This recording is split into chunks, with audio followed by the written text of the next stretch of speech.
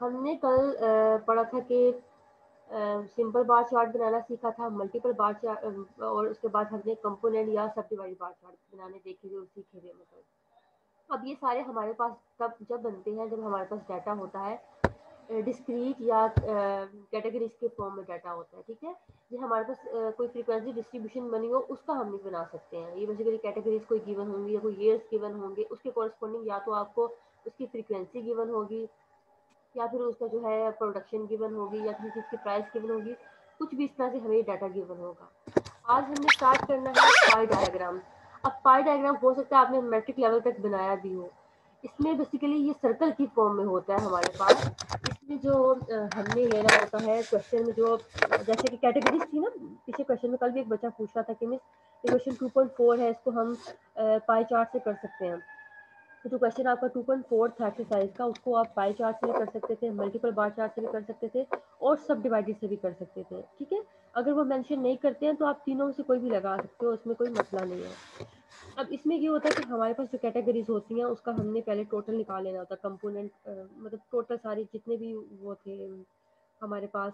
जैसे कि होता है फूड के हम कितना स्पेंड कर रहे हैं अपना, किसी भी देखो हर मंथ का कोई बजट होता है ना किसी ना किसी का।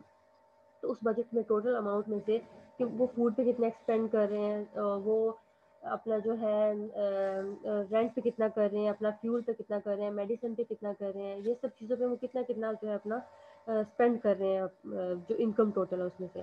तो बेसिकली ये हम पाई डायग्राम के थ्रू शो करते हैं कि फैमिली ए या फैमिली बी या फिर एक ही फैमिली का बनाया हुआ होता है कि उसका ये एक्सपेंडिचर है इस मंथ का या इस साल का या 6 मंथ का, कितना कितना वो उसको डिवाइड करते हैं।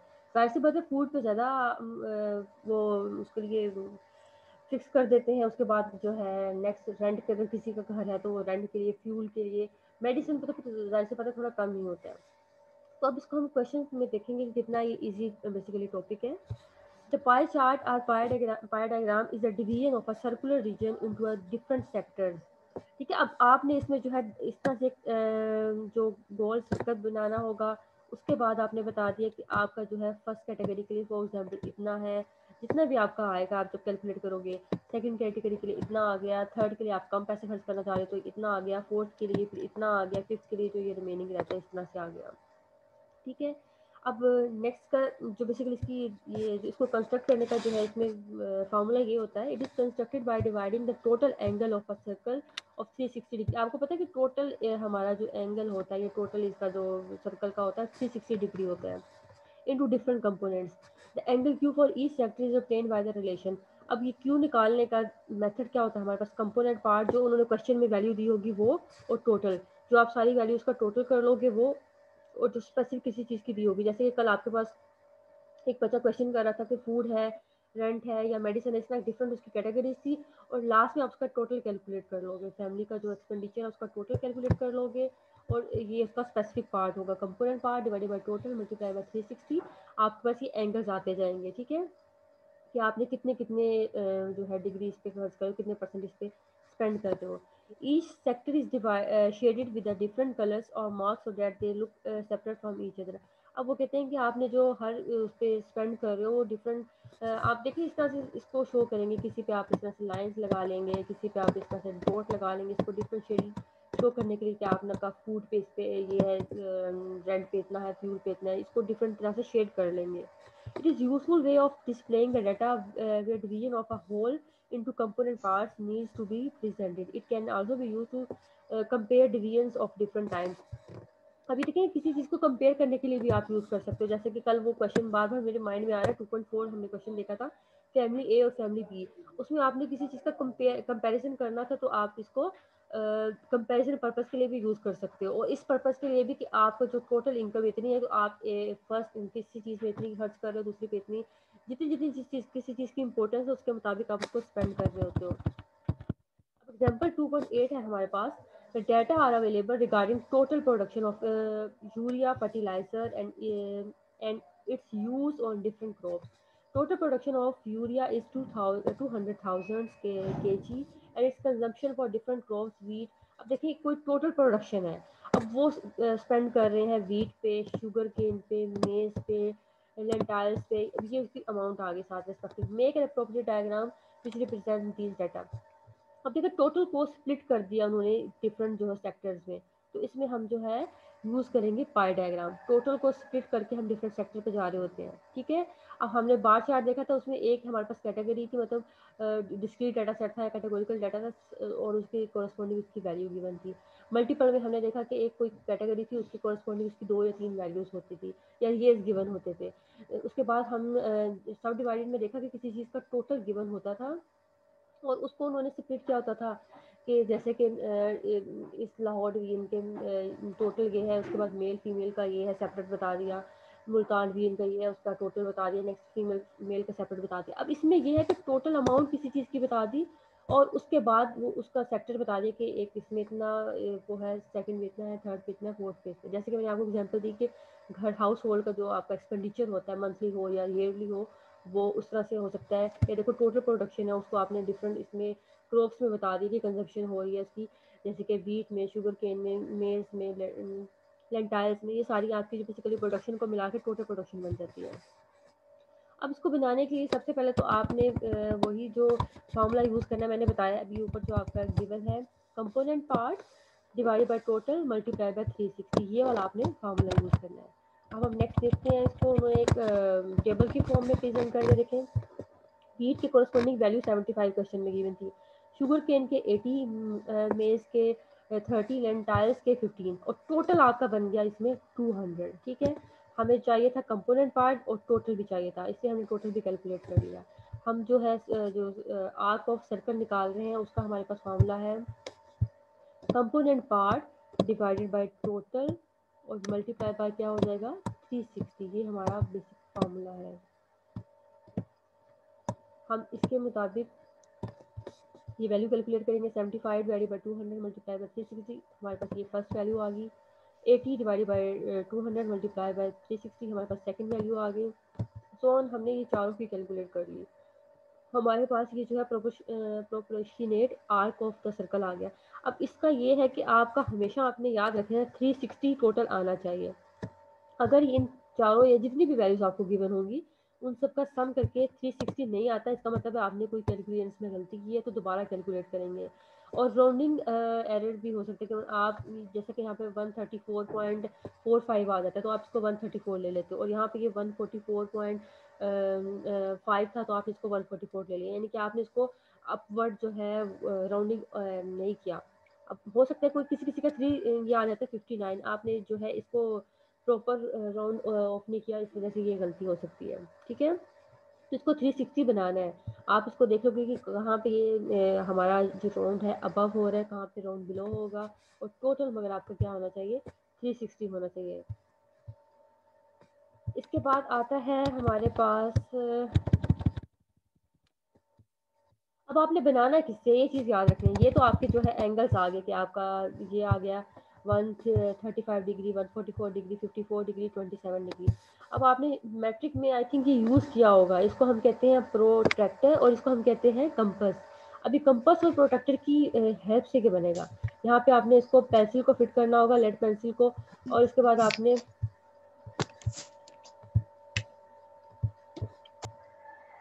यहाँ पे आपने इसको लेड पेंसिल को फिट करके दरमियान में रखकर इसको आपने ड्रॉ कर लेना सर्कल को, और इस डी की हेल्प से आपने ये करते जाना कि कितने, जैसे कि हमारा देखिए फर्स्ट था, हमारा फर्स्ट एंगल है 135 डिग्री।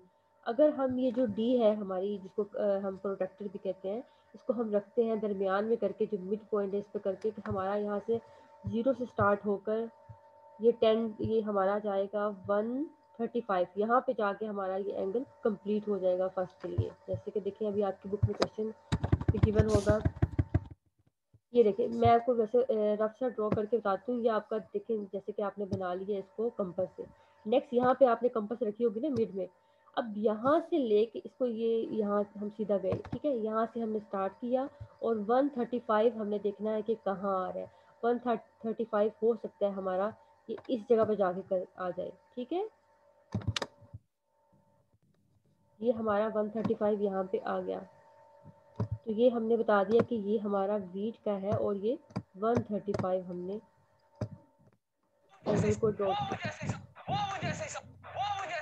ये अपनी जो है सारे जो माइक ऑफ रखा करें, ठीक है, और पढ़ने के टाइम पे ये जो सॉन्ग वगैरह ये चीज़ें ना सुना करें। इसके बाद मैं आपको बताती हूँ कि फर्स्ट हमारा 135 था, नेक्स्ट हमारा एंगल आ गया 144। अब हमने जो है नेक्स्ट अपने प्रोटेक्टर को यहाँ पे रखना है दोबारा से, और ये हमारा स्टार्टिंग पॉइंट हो जाएगा, और हम देखेंगे 144 हो सकता है इस जगह पे आ जाए। ये हमारा 144 हो गया। हमने किस पे स्पेंड किया है, ये शुगर केन पे हमारा सेकंड वाला आ गया। ये पहला वीट पे था, दूसरा हमारा शुगर केन पे आ गया, और ये 144 था, ठीक है, ये 144 डिग्री हो गया।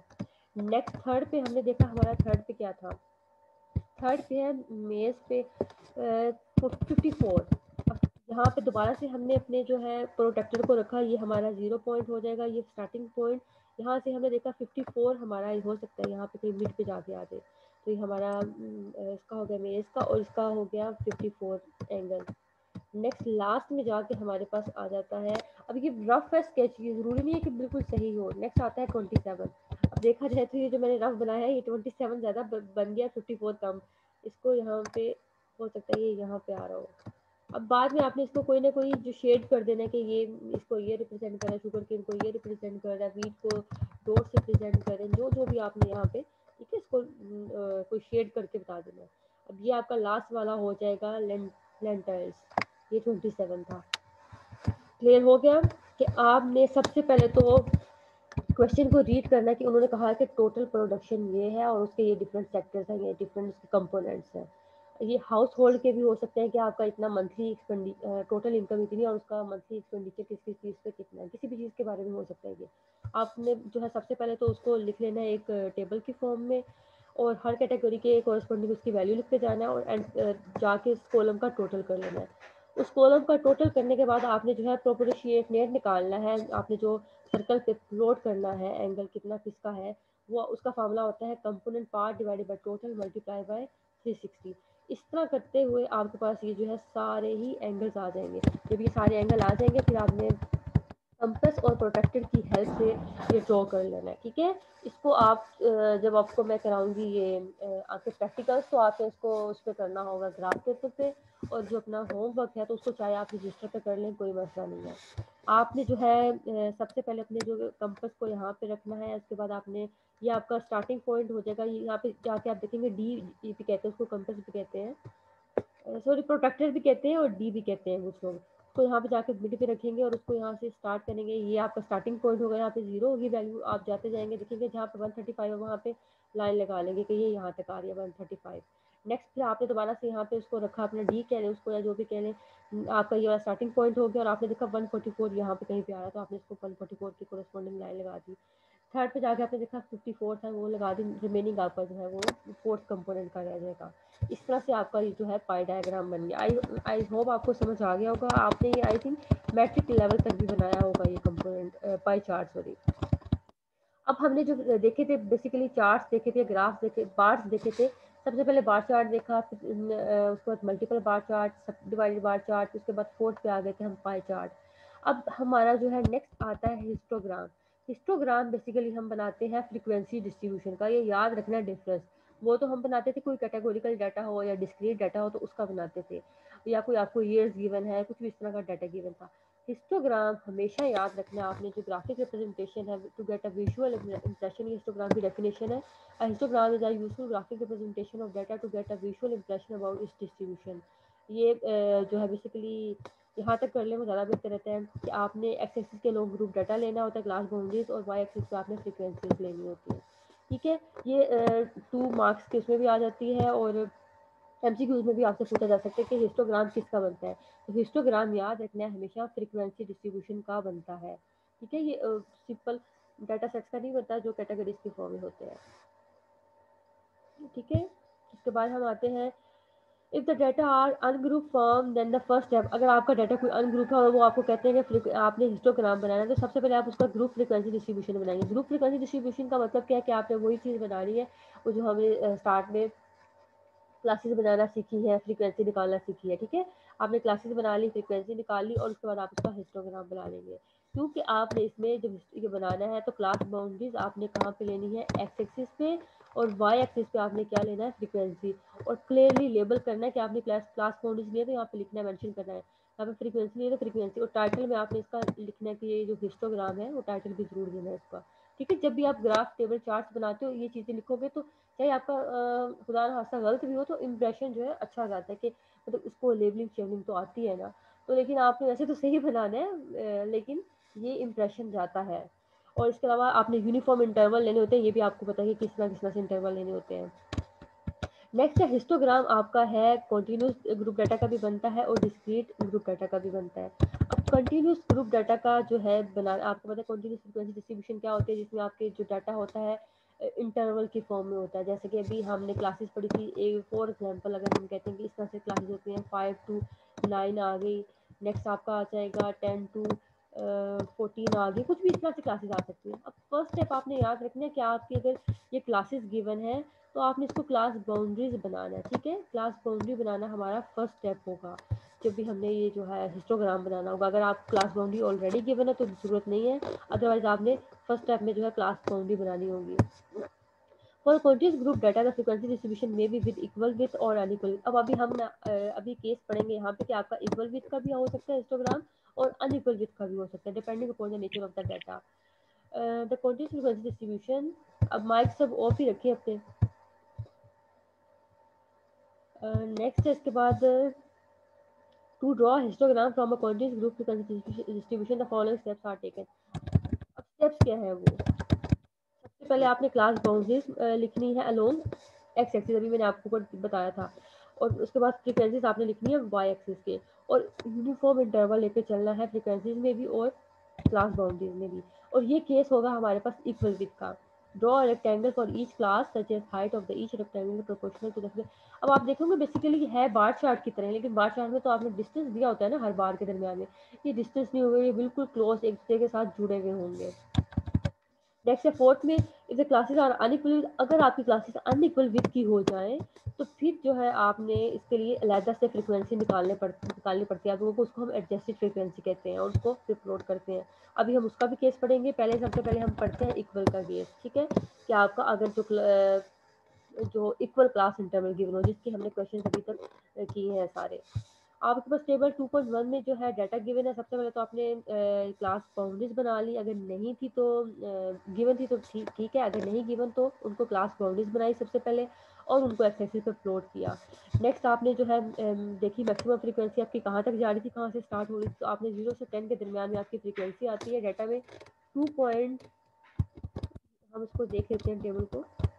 2.1 टेबल है हमारे पास, ये है देखिए टेबल, ये आपके पास क्लास लिमिट्स और क्लास बाउंड्रीज आपने बना ली। नेक्स्ट आपकी फ्रीक्वेंसी आ गई, फ्रीक्वेंसी आपने देख लिया कि आपकी फ्रीक्वेंसी 1 से लेकर 10 तक आ रही है मैक्सिमम, तो आपने इसका मतलब 10 तक इसको प्लॉट कर लेना है उस पर। अब यहाँ पे देखें, जब आपने इसको लिखना है क्लास बाउंड्रीज को तो एल शेप में लिखना है, याद रखना है ऐसे लिखना है आपने इसको। सबसे पहले 86 सॉरी ये है क्लास बाउंड्रीज, इस तरह से आपने लिखनी होगी क्लास बाउंड्रीज को अपने उस पर एक्स एक्सिस पे 85 से लेकर 90.5 तक, उसके बाद आपको पता है 90 आ जाता है, 90 से 95 तक, फिर उसके बाद 100 आ जाएगा, फिर आप इक्वल डिस्टेंस देकर ये लिखते जाएंगे। ये लेकिन इस तरह से रखना है कि उल्टा एल की शेप में आपने जो एक्स एक्सिस पर अपनी फ्रीक्वेंसी लिखनी है।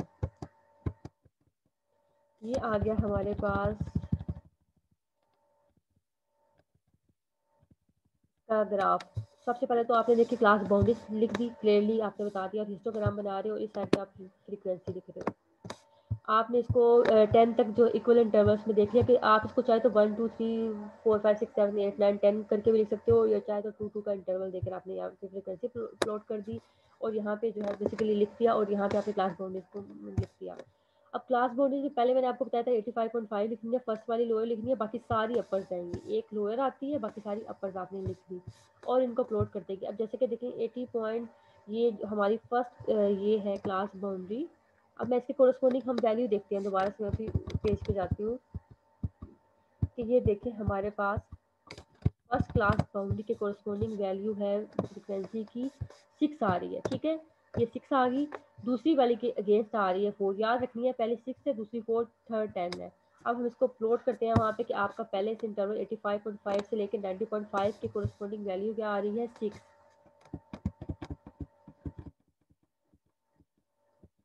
ये देखें 85.5 90.4 के अगेंस्ट आपकी वैल्यू आ रही है। फर्स्ट 6 हमने उसको प्लॉट कर दिया। दूसरी वैल्यू हमने देखी थी, मैंने कहा था आप लोग याद रखिएगा, दूसरी वैल्यू 90.5 से लेकर 90.5 तक हमारी इसकी वैल्यू आ रही थी 4, ये भी हमने देखे प्लॉट कर दिया। थर्ड वाली जो हमारी क्लास बाउंड्री थी उसके कोरस्पॉन्डिंग हमारी जो वैल्यू आ रही थी वो 10 आ रही थी, हमने वो लिख दी। इस तरह से आप जो जिसके सामने आ रहा था आपने वो लिख दिया। इस तरह हर क्लास बाउंड्री के कोरस्पॉन्डिंग आपका जो है ये इस तरह से रेक्टेंगल की फॉर्म में ये बन जाएगा। हर एक रेक्टेंगल यानी कि आप प्लॉट करते गए इसको, ठीक है। तो ये बिल्कुल इजी है, हिस्टोग्राम जरा मुश्किल है। जो आपका बार चार्ट था ना, आप देखिए उसी तरह का बार चार्ट में तो आपको ये कैटेगरी गिवन होती थी, उसके कोरस्पॉन्डिंग वैल्यू थी। यहाँ पे क्लास बाउंड्रीज गिवन होंगी या खुद कैलकुलेट करनी होंगी, उसके कोरस्पॉन्डिंग फ्रीक्वेंसी गिवन होगी। इसमें आपने डिस्टेंस नहीं देना होता, उसमें आपने डिस्टेंस देना होता था। और ये आपका फ्रीक्वेंसी डिस्ट्रीब्यूशन के लिए बनता है वो डिस्क्रीट या कैटेगोरिकल डाटा, या कोई भी आपको टाइम सीरीज का डाटा गिवन होता है उसका बनाना होता है, ठीक है। ये हमारा हो गया इक्वल विथ का। अब अगर आपका अनइक्वल विथ का आ जाता है तो फिर आपने क्या करना होता है। The principal reason for making histogram with the equal with class intervals is that the frequencies from class to class are directly comparable. However, there are situations where unequal width are appropriate. अब कुछ जगहों पे आप देखेंगे कि unequal with होगा, हम हर एक को इक्वल वो नहीं दे रहे होते इम्पोर्टेंस, तो उसके कोरस्पॉन्डिंग हमारी फिर जो है फ्रीक्वेंसी भी इक्वल नहीं आ रही होती, वो मतलब इंटरवल भी इक्वल नहीं आ रहा होता। Firstly it is highly skew distribution and secondly the grouping of similar case. अब जहाँ पे हमारी हाईली स्क्यू डिस्ट्रीब्यूशन होती है उन केसेस में हमारा ये इंटरवल आता है। In such situations, while constructing a histogram, the width of the class should be taken into account because of each rectangle is proportional to the frequency. This can be This can be achieved by adjusting the heights of rectangle. The heights of each rectangle is obtained by dividing the frequency. अब ये इसको calculate करना है। Theory पढ़ के आपको इतनी समझ नहीं आती जितनी आप क्वेश्चन करके समझ आती है। हमें एग्जांपल गिवन है, the frequency distribution of ages of 51 members of our locality is available adjacent table draw histogram. अब आपको क्लासेस गिवन है और फ्रीक्वेंसी गिवन है। देखने में तो आपको लगेगा ये क्लासेस गिवन है सिंपल वाली और फ्रीक्वेंसी है तो वही बनेगा जो हिस्टोग्राम हमने पीछे बनाया है। लेकिन अगर बच्चों आप गौर करें तो इस पर देखें 2 और 4 इन दोनों के दरमियान में हमारा जो है विथ है 2 यानी कि इंटरवल 2 का है। इन दोनों के दरमियान में इंटरवल हमारा क्या आ रहा है 4 आ रहा है। इन दोनों के दरमियान में फिर दोबारा से 4 आ रहा है। नेक्स्ट इनके दरमियान में भी 4 आ रहा है। तो आप लोगों का बस पहली वाला ही चेंज था, लेकिन आप जाएंगे देखें नेक्स्ट में आप देखेंगे तो ये फिर 6 हो जाएगा। तो अनइक्वल हमारा यहाँ पे इंटरवल है इनके दरमियान में, इक्वल इंटरवल नहीं है। जिसके हमने क्वेश्चंस किए थे, हमने सारी बनाना सीखी थी फ्रीक्वेंसी डिस्ट्रीब्यूशन, उस तरह से इक्वल नहीं है। यहाँ पे अनइक्वल हमारे पास इंटरवल आ रहे हैं। हमारे पास क्लासेस गिवन है फ्रीक्वेंसी। अब इसको सबसे पहले तो हमने एडजस्टेड फ्रीक्वेंसी करके इक्वल विथ में एक तरह से कन्वर्ट करना होता है। ये इसका फॉर्मूला ये है कि आपने वही क्लासेस लिख ली, फ्रीक्वेंसी लिख ली, विथ जो यानी कि जो मैंने भी आपको निकाल के बताया कि हर एक के दरमियान में जो डिफरेंस आ रहा था वो। अब ये देखिए आप कहेंगे कि ये 8 कैसे आ गया, 6 तक तो हमने देखा था, 8 कैसे आ गया। अब जो ये देखें ये आपका 30 है, इसमें यहाँ पे भी 30 आएगा ना, क्योंकि ये एक तरह से इक्वल इक्वल चल रहा है, ये 4 4 8 8 इस तरह से चल रहा है। यहाँ पे 30 आएगा। नेक्स्ट आपका जो भी होगा वो वैल्यू हमें नहीं चाहिए होगी, हम इन दोनों के दरमियान में डिफरेंस देख लेंगे तो ये 8 का हो जाएगा। ये हमने जो है विथ हर एक की जो लिख ली, अपनी जो हमारी डिफरेंस आ रहा था सारी क्लासेस के दरमियान में इंटरवल या विथ लिख ली। अब एडजस्टेड फ्रीक्वेंसी कैसे निकालनी है आपने, ये इसका फार्मूला होगा कि फ्रीक्वेंसी डिवाइडेड बाय विथ या इंटरवल एज कह लो आप इसको, फ्रीक्वेंसी डिवाइडेड बाय विथ आप इसको करते गए, आपके पास ये एडजस्टेड फ्रीक्वेंसी आ गई यहाँ पे, ठीक है। अब इसको जब आपने प्लॉट करना है तो कैसे करेंगे, आपने वही चीज़ करनी है जो क्लास बाउंड्रीज ये गिवन है, इसको आपने अलोंग एक्सेसिव लेना है और इसको देखिए ऐसे करना है 2 से 4 लिखना है फर्स्ट, उसके बाद 8 12 16 22 30। अब इनमें एक चीज़ चेंज होगी क्योंकि ये देखिए इक्वल विथ के नहीं है तो इनके दरमियान में जो है यूनिफॉर्म इंटरवल नहीं चलेगा। इनके दरमियान में 2 का इंटरवल है तो 2 वाला होगा, ये थोड़ा सा बड़ा होगा, ये उससे बड़ा, मतलब ऐसे ऐसे करके इनके दरमियान में इंटरवल आएगा। अभी हम आपको दिखाते हैं तो आपको ज़्यादा क्लियर होगा। ये जो बना हुआ देखें 2 इसके दरमियान में 2 का था तो देखिए छोटा सा इंटरवल बना हुआ है। ये आपके पास 4 का था तो ये इतना हो गया, ये भी 4 का है, ये भी 4 का, तो ये आप देखेंगे तीनों तरह से इक्वल है। नेक्स्ट आपके पास 6 का आ गया, उसके बाद 8 का आ गया। जिस तरह आपके इंटरवल आ रहे हैं ना उसी तरह आपने इनकी जो है ये इनके दरमियान में डिस्टेंस रखते जाना है। अब 2 से 4 के कॉरेस्पॉन्डिंग हमारी वैल्यू आ रही है जैसे फ्रिक्वेंसी 2.5, सेकंड भी 2.5 है, 2.5 को प्लॉट कर दिया। 2 से 4 के सामने 2.5 थी, 4 to 8 के सामने भी 2.5 थी, हमने इसको प्लॉट कर दिया। थर्ड पे हमारी आ जाती है 8 to 12 के सामने हमारी फ्रीक्वेंसी आती है 3 और उसके बाद 3.5। ये आ गई आपके, देखिए इसके सामने आ गई 3.5, उसके बाद आपकी आ गई 4.5 आ गई, आई थिंक 4 है, ये क्या है, पहले 3 थी, दूसरी 3.5 थी, सॉरी, ये आपकी 3 आ गई, ये देखिए ये 3 आ गई और ये आपकी 3.5 आ गई। इसके बाद मिस जी, हाँ जी पूछे। मिस मैंने आपसे पूछना था, ये विड्थ कैसे निकालेंगे? विथ कैसे निकाले लिखेंगे? जी देखिए मैंने देखिए बताती हूँ दोबारा से आपको, ये दो क्लासेस के दरमियान में डिफरेंस को हम विथ कहते हैं। अब ये देखिए इन दोनों के दरमियान में डिफरेंस कितना चल रहा है, 2 का आया ना, तो ये हमने, 2, हाँ जी हाँ हमने इसके सामने 2 लिख लिया। इन दोनों के सामने डिफरेंस कितना आया, ठीक 4 है। का आया, हमने 4 लिख लिया। इन दोनों के दरमियान में 4 डिफरेंस 4 आया, हमने 4 लिख लिया। इन दोनों के दरमियान में भी 4 आया, तो हमने इसके सामने 4 लिख लिया। इन दोनों के दरमियान में आप देखेंगे कि 6 का आएगा, तो आप 6 ठीक लिख लोगे।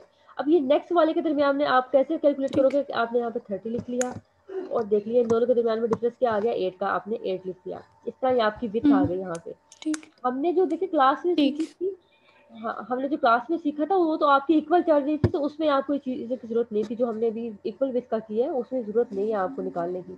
अनइक्वल के केस में आपको निकालनी पड़ेगी। आपने सबसे पहले इसका चीज़ ये देखनी होगी कि आपने क्लासेस को देखना होगा, क्योंकि आप हो सकता है क्वेश्चन करने बैठ जाओ, देखो ही नहीं कि इनके दरमियान में इक्वल विथ है या अनइक्वल है।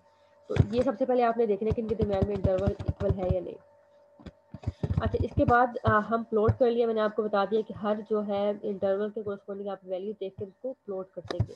अब ये याद रखना है बेसिकली कि देखिए आपने पहले लिखी है 2 आ गई, नेक्स्ट आपकी 4 आ गई, क्योंकि ये दोनों के दरमियान में 2 का इंटरवल था। उसके बाद आपका 4 आ गया, तो ये इंटरवल आपका डबल हो जाएगा, सॉरी 4 नहीं 8 आ जाएगा, 8 वैल्यू।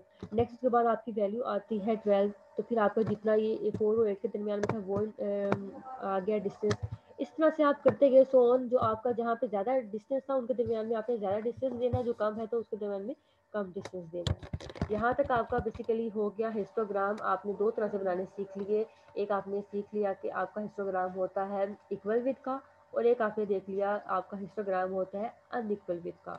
अब इसी से रिलेटेड ये लास्ट टॉपिक है हिस्टोग्राम का, यहाँ पे हम अप्लाइन कर देंगे आज का काम। हिस्टोग्राम डिस्क्रीट डाटा सेट का क्या होता है। अभी देखो हमने जो हिस्टोग्राम पढ़े हैं वो हमारे थे ग्रुप डाटा के या कॉन्टिन्यूस फ्रीक्वेंसी डिस्ट्रीब्यूशन के थे। डिस्क्रीट फ्रीक्वेंसी डिस्ट्रीब्यूशन पे बनाना सीखी है ना, आपको याद होगा। ये देखिए ये क्वेश्चन हमारे पास स्टार्ट में है, ये हमारे पास होता है कॉन्टिन्यूस फ्रीक्वेंसी डिस्ट्रीब्यूशन। और डिस्क्रीट में आपको मैंने बताया था आइसोलेटेड, जैसे कि डाटा आइसोलेटेड पॉइंट्स है 0 1 2 3 4 5 9, 0 से 10 या 0 से 11 के दरमियान में होती है ये वैल्यूज। अब ये देखिए डिस्क्रीट डाटा था, आपने इसको इसका नंबर ऑफ जो भी था रोड डाटा, सो आपने यहाँ पे वेरिएबल का नाम लिख दिया, इसको एक्स कह देते हैं, इसके कोरस्पॉन्डिंग फ्रीक्वेंसी, इसको प्लॉट करना होगा। अब आपने यहाँ पे सबसे पहले आपका क्या करना होगा, to construct histogram for a group data step taken. सबसे पहले आपने जो एक्स एक्सिस पे मार्क करना है, जो एक्स की वैल्यूज होंगी आपकी, वाई एक्सिस पे आपने फ्रीक्वेंसी लिख लेनी है। उसके बाद आपने रेक्टेंगल देख लेना है कि कौन सा आपने लेना है। इसको बनाते हुए ध्यान ये रखना है, देखिए दरअसल आपको यहाँ पे इसको सेपरेट बनाकर बताती हूँ। हमारे पास ये 0 आ गया, ये आपके पास 1 आ गया, ये आपके पास 2 हो गया। आपने लाइंस ऐसे ही लिखनी है जैसे कि आइसोलेटेड पॉइंट्स ही लिखोगे ना आप, बेसिकली ये आइसोलेटेड पॉइंट्स आप लिखते गए। अब इसको बनाने का ये इसमें चेंज आना ज़रूर है। मतलब कैसे आएगा कि पहली हमारी वैल्यू अगर आ रही है, कितनी वैल्यूज 5 आ रही है इसमें, तो हम यहाँ पे देखिए इसको दरमियान में कंसीडर करेंगे। ये दरमियान में हमने यहाँ से स्टार्ट किया और ये जहाँ पे 5 आया था वहाँ पे जाके उसके बाद हमने यहाँ पे लिया, इन दोनों के दरमियान में हमने इसको प्लॉट कर दिया। याद रखना है, ठीक है। ये 0 के कोरस्पॉन्डिंग आपने इसको 0 को मिड में रहने देना और यहाँ से प्रॉपर दोनों साइड से इक्वल डिस्टेंस लेके इसको प्लॉट कर देना है। सेकंड पे हमारा आ रहा है 6, तो अब इसको हमने यहाँ से थोड़ा सा ऊपर लेके जाएंगे 6 पे। उसके बाद हम आके यहाँ इन दोनों के दरमियान में लिख देंगे। फिर 2 के कोरस्पॉन्डिंग जो वैल्यू प्लॉट करनी होगी तो वो हमारी अगर फॉर एग्जाम्पल 3 आ रही है तो हमने 3 के कोरस्पॉन्डिंग इसका जाकर यहाँ इन दोनों के दरमियान में कर देना है। नेक्स्ट 3 के अगेंस्ट जो वैल्यू आ रही होगी वो भी आपकी यही आ रही है, इसको भी आपने जाके जो भी आ रही है वैल्यू आपने इसको प्लॉट कर दिया। नेक्स्ट जो भी आ रही है इस तरह से हम आप प्लॉट करते गए। याद रखें जो आपके आइसोलेटेड पॉइंट्स हैं ये आपके मिड में आएंगे, इसको मिड पॉइंट्स भी एक तरह से कंसीडर कर सकते हो। आइसोलेटेड पॉइंट्स को मिड में कंसीडर करके इक्वल इस साइड से और इस साइड से डिफरेंस लेके आप इसको प्लॉट करते गए और आपका यहाँ पे ये बन गया histogram of discrete data set. जी बाकी इसके एडवांटेजेस 2-3 रह गए, ये पढ़ ले तो यहाँ तक हमारा सारा काम कंप्लीट हो जाएगा। इसके एडवांटेजेस क्या है हिस्टोग्राम बनाने के, हम क्यों बनाते हैं histogram. The advantage of histogram as compare to the unprocessed data are number 1 it gives range of the data, आपको डाटा की रेंज बता देते। देखिए हमने बता दिया ना कि जो भी हम प्लॉट करे थे यहाँ से लेकर यहाँ तक हमें डाटा की जो है लोअर वैल्यू और अपर वैल्यू, यानी कि लोअर वैल्यू अपर वैल्यू इस सेंस में रहना ले, आई थिंक आप मैक्सिमम और मिनिमम वैल्यू को कंसीडर कर लें। आपको मिनिमम वैल्यू और मैक्सिमम वैल्यू सारी प्लॉट करनी होती है तो आपको डाटा की रेंज पता चल जाती है। It give location of the data, आपको डाटा की लोकेशन बता देता है कि डाटा का आपकी जो मैक्सिमम पॉइंट्स डाटा के कहाँ लाई करें। जैसे कि ये देखें ये डाटा एक तरह से इसकी 1 के कोरस्पॉन्डिंग इसकी ज़्यादा वो लाई कर रही है तो एक तरह से मिड पॉइंट इसका 1 के करीब होगा। नेक्स्ट इसके बाद आ जाता है third, it gives skewness of the data, हमें डाटा की स्क्यूनेस बताता है। जैसे कि अभी हम हिस्टोग्राम कंटिन्यूस का पढ़ा था, ये देखिए ये डाटा बताता है कि हमें ये इसकी शेप अगर हम बनाते हैं इसको फ्री हैंड करते हैं तो ये हमारा स्क्यू डाटा बनता है, ये हमारा सिमेट्रिक डाटा नहीं है। तो ये पॉजिटिवली स्क्यू डाटा बनता है कि स्टार्टिंग में इसकी वैल्यू ज़्यादा है एंड पे जाके कम हो रही है। अगर ये डाटा इस तरह से बन रहा होता कि स्टार्टिंग में वैल्यू कम थी एंड पे जाकर ज़्यादा हो गई तो ये हमारा नेगेटिवली स्क्यूड होता। अगर ये डाटा इस तरह से होता कि स्टार्टिंग में भी और एंडिंग पे भी वैल्यूज इक्वल इक्वल थी, दरमियान में जाके ज़्यादा होगी तो ये हमारा सिमेट्रिक होता है। इसको हम सिमेट्रिक कहते हैं, इसको हम कहते हैं नेगेटिवली स्क्यूड और इसको हम कहते हैं पॉजिटिवली स्क्यूड, जो इस तरह की शेप्स बनती है हमारे पास डाटा की। ये हमें डाटा के बेसिकली शेप्स के बारे में, स्क्यूनेस के बारे में बताता है। Next it gives information about the out of control situation, और ये हमें बताता है कि सिचुएशन हमारे कंट्रोल में है या आउट ऑफ कंट्रोल हो चुकी है। ठीक है, यहाँ तक हमने हिस्टोग्राम देख लिया। आज हमने बेसिकली पढ़ा है पाई चार्ट। पाई चार्ट को आपने टोटल आपको किसी चीज़ का गिवन होता है और आपने उसको उसके सेक्टर्स में डिवाइड करना होता है। तो आपने इसका फार्मूला देख लिया, component part divided by total multiply by 360, उसको आपने फिर प्लॉट करना सीखा कंपास और प्रोट्रैक्टर से। सेकंड में आपने जो हिस्टोग्राम पे आया, हिस्टोग्राम आपका बनता है ग्रुप डाटा का, उसकी डेफिनेशन अच्छी तरह से याद कर लेंगे आपने। अब वो ग्रुप डाटा का बनता फ्रीक्वेंसी डिस्ट्रीब्यूशन जो होती है हमारी उसका बनता है बेसिकली। ठीक है, हमने जो है उसमें एक्स एक्सिस पे लेना होता है क्लास बाउंड्रीज ले लेते हैं, कॉन्टिन्यूस के केस में, डिस्क्रीट के केस में हम वो मिड पॉइंट या एक्स वैल्यूज ले लेते हैं। वाई एक्सिस पे हमेशा हमारी फ्रीक्वेंसी आती है। और इक्वल विथ का होता है और अनइक्वल विथ का होता है। इक्वल विथ में ये होगा कि हमारी जो है क्लासेस के दरमियान में इक्वल इंटरवल चल रहा था तो हमने क्लास बाउंड्रीज प्लॉट कर ली और फ्रीक्वेंसी के कॉरस्पॉन्डिंग रेक्टेंगल बनाते गए, हमारे पास बन गया। अनइक्वल में हमें एडजस्टेड फ्रीक्वेंसी निकालनी पड़ती है, वो उसका फार्मूला होता है फ्रीक्वेंसी डिवाइडेड बाय इंटरवल, और इस तरह से हमने एडजस्टेड फ्रीक्वेंसी निकाल के उसको प्लॉट कर लिया। उसके बाद हमारा डिस्क्रीट हिस्टोग्राम आता है, उसमें हमारा एक्स एक्सिस पे मिड पॉइंट्स आते हैं, वाई एक्सिस पे फ्रीक्वेंसी आती है और उसको प्लॉट कर लिया।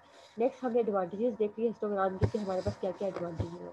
यहाँ आज हमारा काम आज का कंप्लीट हुआ। अगर किसी को कोई क्वेश्चन है तो वो पूछ सकते हैं।